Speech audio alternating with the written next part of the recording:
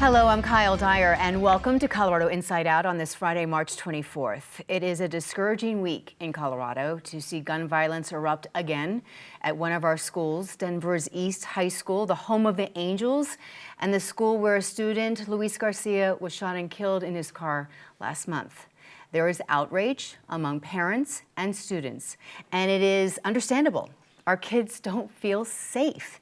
In texting with my friend Wednesday night, an East mom, she wrote, "Time to make some changes in Denver." Mayor Hancock said the morning after the shooting that law enforcement and city and school officials do need to come in and make some changes. But he said for real change, this is going to involve our entire community. And so this week we are devoting our entire show to keep everyone safe and well in Denver and throughout Colorado. Gun violence in schools is not something that only happens in Denver.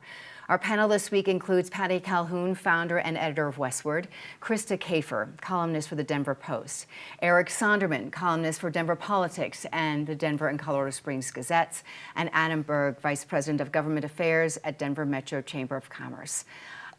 Let's start by talking about saying what we're wishing for the people in this community and our city. Your thoughts, all four of you. Well, the good news is that the two school deans who were shot are recovering. One has already been sent home. One was in serious condition on Thursday after surgery, but was definitely doing better. We also see that there has been action taken, very quick action, by the Denver Police Department, by Hancock, by the school board, which is they are putting they're putting student resource officers back in the schools. You remember they were taken away by vote of the Denver School Board back in 2020 after the George Floyd protests. And in the past, there have been some concerns about unfair policing of students of color in schools. But I think we're past that now. And clearly, the students would rather feel safe and feel there is someone in authority, that you don't have an educator frisking a bad kid. You have actual SROs who are trained, who have come from the Denver Police Department. So when East is back in session, they'll have 2 guards. Every other Denver high school will have 1 guard, but a Denver Police Department trained SRO. I heard one student saying, enough about the feelings of students. What about the lives of students? I hate when this happens for the community, obviously, but it makes me remember Columbine. I was a Columbine graduate, and I remember looking at the screen. I was in DC at the time and watching the unfolding events of the most horrible thing that had happened to this community. And you just wonder why. Why do kids kill kids? How do you grapple with that, right? I do think I agree with Patty that we definitely need school resource officers back into every building. And I think we need to have a conversation around what do we do with kids who we know are troubled. If a child requires a pat down to go to school, if he has to be, if you have to look for weapons on a kid, that's part of his behavioral plan. I think it's reasonable to say, man, maybe he shouldn't be in that school. Now, every child deserves a free and appropriate education. Where do we educate very troubled young men? We know that around 72% of all teen killers, come from homes without fathers, single-family homes.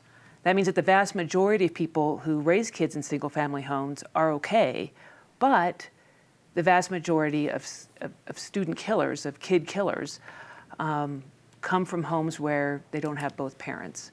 Maybe we need to have a conversation around that. Maybe we need to have a conversation around what do we do when we already know there's a problem so that we can keep the rest of the students and the staff safe. Mm-hmm. And Eric, close to home, your kids both went to East. Close to home indeed. Yeah, our daughter graduated from East now half a generation ago or more, and our son started at East before transferring to the School of the Arts. So it certainly hits home, and this whole year has hit home in that respect. Every kid's life at any high school, is precious.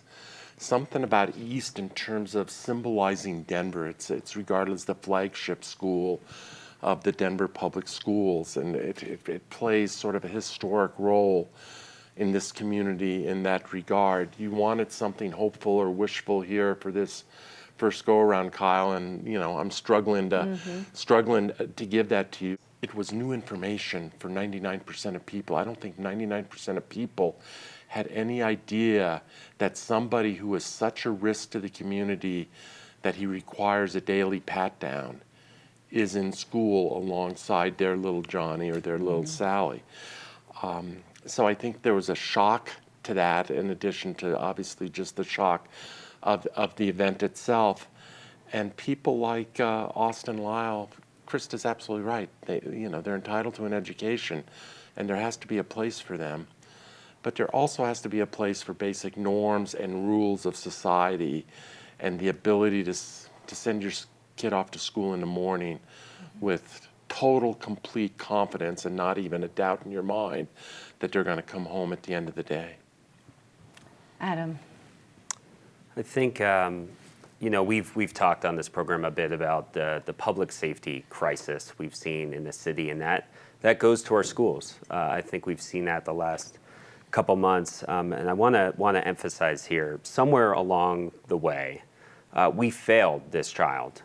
We failed the other children who were impacted by yesterday, just like when we have someone homeless on the streets of Denver, we failed them. Or we have someone injecting fentanyl in our libraries, we failed them. And this is a time for us as a community to ask ourselves, who do we want to be? We have an election coming up here shortly. We have candidates on there talking about issues like this, and we need to decide, are we going to stand up and work together to fix our community and make our community safer and make our community better? This is a horrible tragedy, and I hope it spurs us to have some of these tough conversations as a city. Mm-hmm. Let's talk about the whole presence of safety in the schools. I had never heard of these safety plans before. And the fact that there were two administrators who are just doing their job. When we go to the airport, the flight attendants don't pat us down. It's trained security people. Had you guys ever heard about this before? This was the big surprise, certainly, yes, on Wednesday, as the news is breaking, you hear he was in a safety plan. So he'd been at Overland, he had a weapons charge in Aurora. For whatever behavior issues, he was no longer in the Cherry Creek schools. He went to East. And you understand, East is a flagship. East has had tough students, it has tough faculty, but it's a great school. They know how to deal with being in the inner city, so that this happened there. And this kid was on a school plan where you have educators patting him down because there are no SROs. You would assume you don't have your deans be the ones responsible for patting someone down. You would hope you could have metal detectors or wands, or at least people who are trained for that, not to teach Shakespeare. Mm-hmm. The worry I have is, how can these kids go back to learning, to be focused in the classroom? I think obviously they will. Kids are resilient. Teachers are resilient. I don't, thinking back Columbine, I still am in touch with some teachers that I used to have, and they went right back to school. It's hard. It's scary. I think knowing that there'll be a resource officer, multiple resource officers in the school will be helpful. I have to think of that. The vast majority of kids are not violent. The idea that this would happen again in this school is, particularly with safety officers being there, I don't see that happening. Learning will continue. It's going to be hard for a while. Because it happened a month ago. Like at Columbine, nothing like that ever happened before. And they all came together but will the kids be thinking, will something happen next month at East High School? I'm flashing on two conversations over the last 12, 18 hours. One this morning with a good friend whose son is a senior at East and was a pallbearer not much more than a week ago at Luis Garcia's service, because they were friends through the soccer team. This is a young man still a boy probably of 17 or 18 years old getting ready to graduate. That is a whole lot of trauma. That is a whole lot to process in a short period of time, and that should not be what school is about. Another conversation yesterday with a very close friend of an 8th grader, and they live not far from East, and even before yesterday, that kid was not going to East just based on the reputation of the school these days. And I think that is true for a whole lot of people. We can get into a whole school choice argument, which I won't, but for people who do have choice, they're choosing schools right now other than East. You were talking earlier about how we failed our kids, failed different people, I feel like these students, especially at East, March 3rd, they went down to the Capitol. They returned to the Capitol on Thursday. They are demanding, please help us.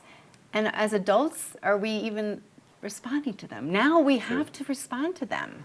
Well, and this is topical because the legislature is debating a package of bills aimed particularly at firearm ownership, whether it's waiting periods, age restrictions, those sorts of things. We had a East High School student come down yesterday during one of the House hearings who said, this is the reality of being young in America, sitting through a shooting and waiting for information just hours before you're scheduled to testify in support of gun safety bills. So unfortunately, this is becoming things students are becoming accustomed to. I think the political pressure is intense at the Capitol right now.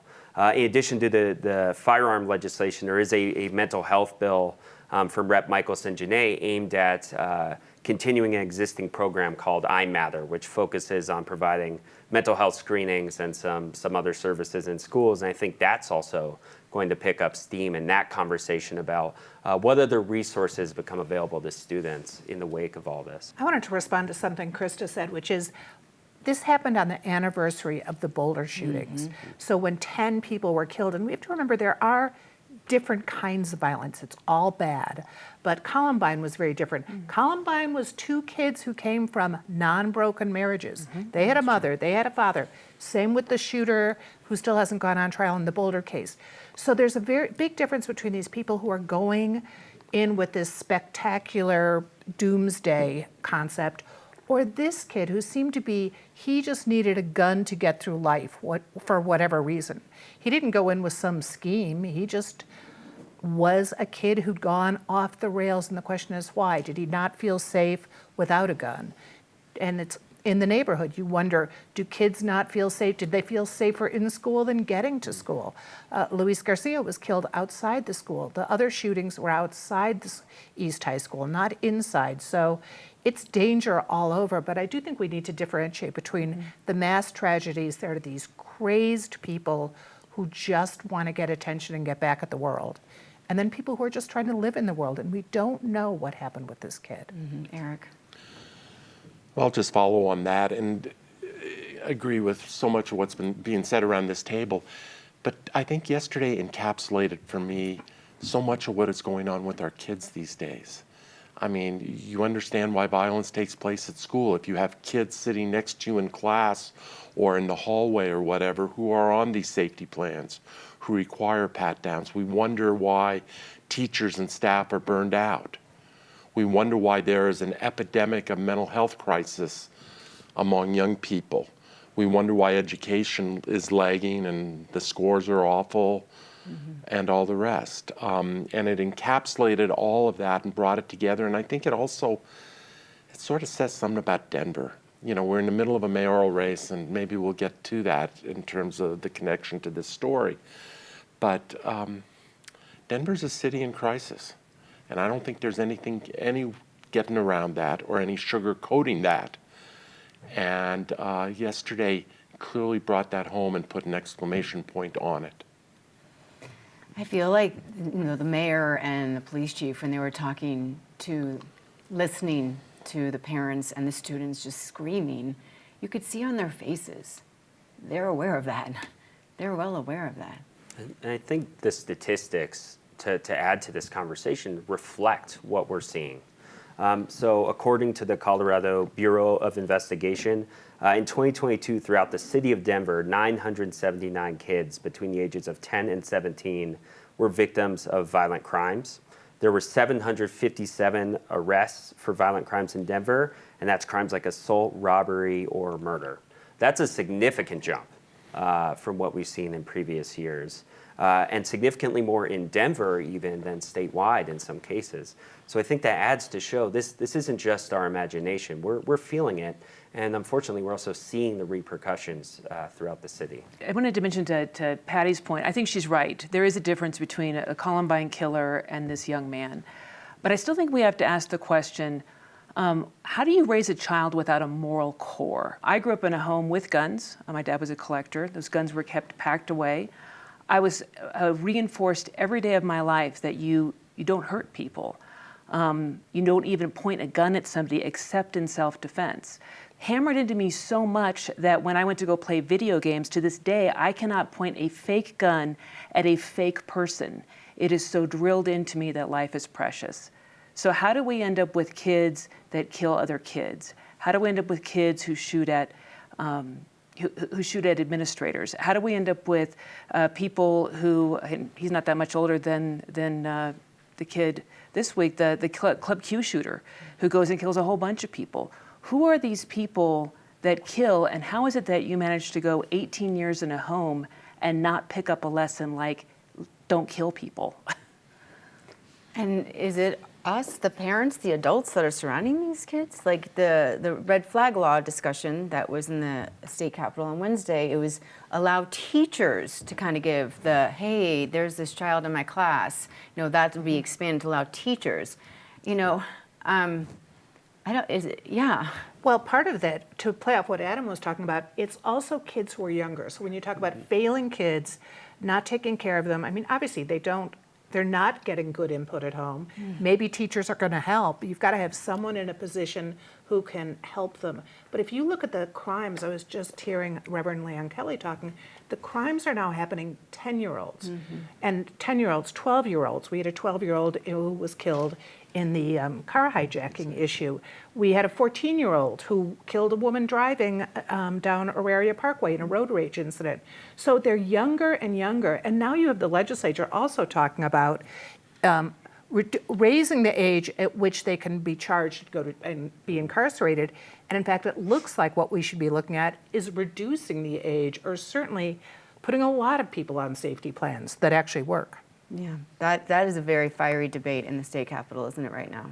It is, yeah. It's one of the conversations surrounding all this. And I would argue, too, the administration's weighed in on some of this with sort of this, the Colorado Department of Public Health and Environment is really now taking sort of a public health position and look into guns. So they're now trying to move away from this idea of guns being related to certain specific things and saying this is a larger societal cause. How do we intervene at a younger age? And how do we ensure that there are repercussions to direct people to services? We're also seeing an effort from a Denver representative aimed at taking away the ability to arrest for low-level offenses from peace officers. Unfortunately, we shouldn't equate arrest to prosecution. Sometimes with arrest, it helps divert people to other programs. And so we need to ensure that we do have laws that are available for these sort of early diversions before we get to a point where someone has access to a firearm and the worst case scenario happens. In the Denver mayor's race, we've talked a lot about adding more police officers, which if we're putting some police officers in schools, yes, we need to add more. And a lot of the candidates are split. A lot of them are split on if there should be SROs back in schools. This next person, with the next, 10 days to go before the election, I think a lot of Denverites are thinking, who is going to help us through this right now? I think, go ahead. No, you go, Patty. Well, I think we're going to see maybe some of the candidates rethinking their positions, especially if they had been less law and order, that they will certainly try to nuance their positions to show that, I think we'll see everyone going for SROs, or maybe SROs that are kept close and they've got an advisory board, but I don't see anyone objecting to that if they want to win the mayor's race and make it a safer city. There's no question that we made a mistake in 2020. The Denver School Board made a big mistake by removing the SROs. I think we're getting down to maybe 5 or 6 plausible candidates who can make this runoff. I'm not going to go through the names. And it's a crapshoot in terms of who gets into the runoff. In terms of who comes out of the runoff and is the next mayor of Denver, it is not going to be someone who had the wrong position on SROs. It is not going to be someone who does not advocate for at least getting the Denver police force up to its authorized strength, if not adding on top of that authorized strength. This is not Portland or San Francisco right now, and this is not even Denver circa 2019 or possibly Denver circa 2030. This is Denver circa 2023, where there's a perception that crime is rampant and out of control, homelessness is rampant and out of control, and that there's too much of an approach of kid gloves. I've written about this multiple times, but I do believe that the electorate out there, and I'm not sure anyone is talking, with the exception of Andy Rougeau, who's not going to be the next mayor, but that any of the more plausible candidates are really talking in a way that the electorate wants to hear in terms of the gravity of what's confronting our city. Mm-hmm. Mm-hmm. Krista, your thoughts? I'm thinking one of the important things about having police visible is that it's a deterrent. It's an adult with training, an armed adult it is a deterrent to anyone that would come into that school with the intent to shoot. I think it's important that we have officers visible everywhere.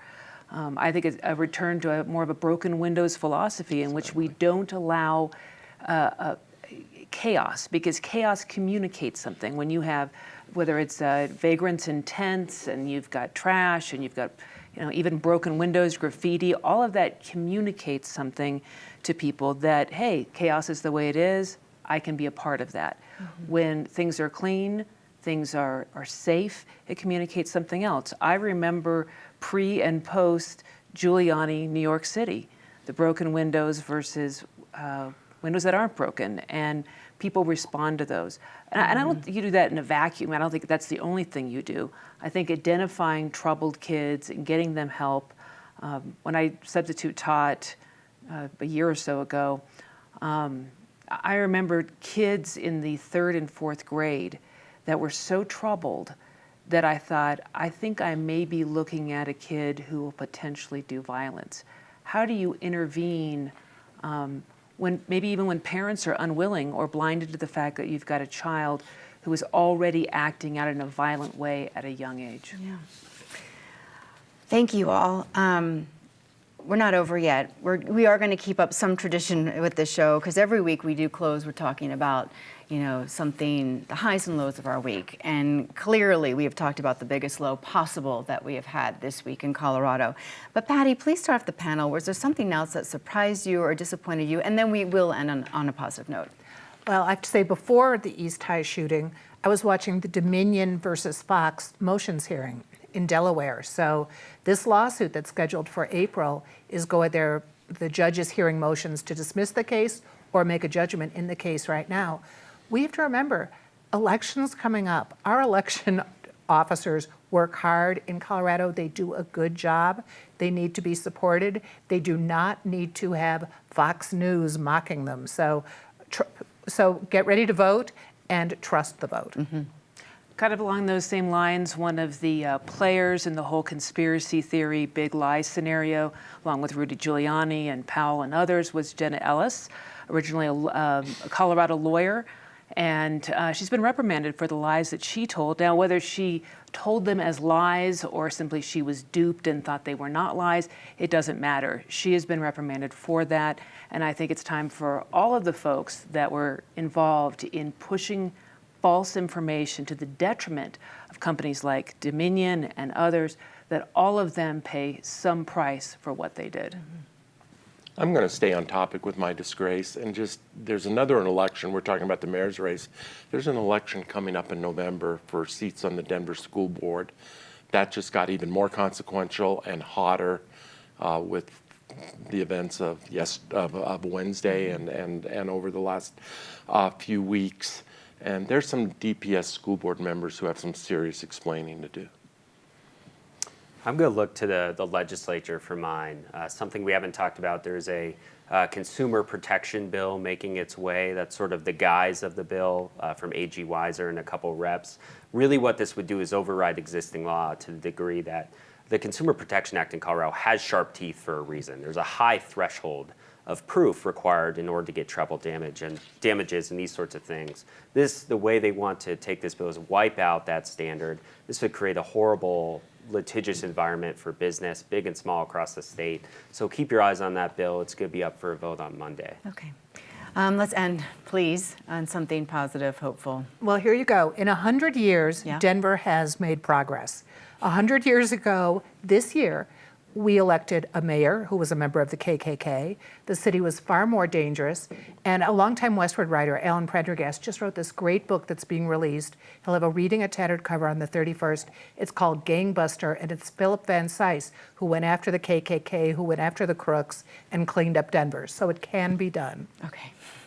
I just adopted another animal. I'm working on becoming an animal hoarder, but I wanted to give a shout out to all of the organizations in Colorado, whether it's local rescues or Denver, Dumb Friends League and others. I just encourage people, if you've got room in your home, adopt an animal from a shelter or from a bad situation so that animal can live a good life. Is this the bunny? This is the bunny. Okay. All right. Very good.